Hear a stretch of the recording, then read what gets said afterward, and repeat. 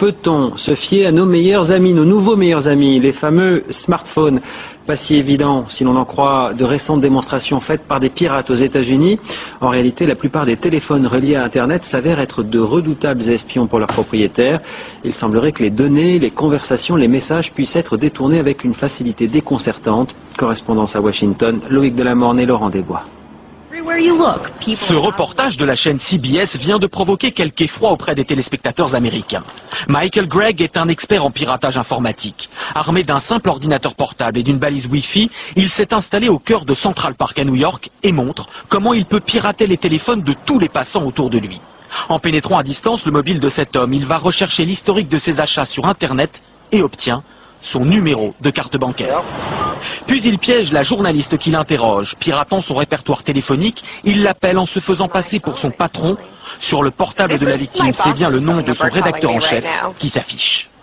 Cela peut être utilisé pour se faire passer pour votre banque. Vous avez confiance, je vous appelle du numéro de votre banquier et ensuite je vous demande des informations très personnelles, comme des codes par exemple. Le spécialiste décide enfin d'aller écouter les messages de la boîte vocale de cette patiente prise au hasard. La jeune femme est abasourdie. Aujourd'hui, les portables multimédia appelés smartphones, on le vend en poupe. Il s'en est vendu 55 millions dans le monde cette année. Mais contrairement à ce que l'on croit, un smartphone n'est pas simplement relié à Internet. Ce sont tous les smartphones appartenant au même opérateur qui sont en réseau entre eux. En France, par exemple, un portable de Lille communique en permanence avec un autre à Marseille, même si leurs interlocuteurs ne se connaissent pas. Et c'est ce large groupe de portables qui est ensuite relié au réseau mondial Internet.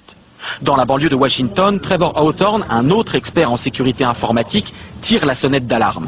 Les smartphones permettent aussi de pister très facilement la position de leurs utilisateurs.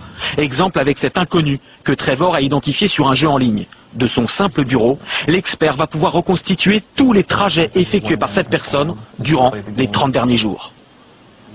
Le portable est l'instrument le plus personnel de chacun d'entre nous.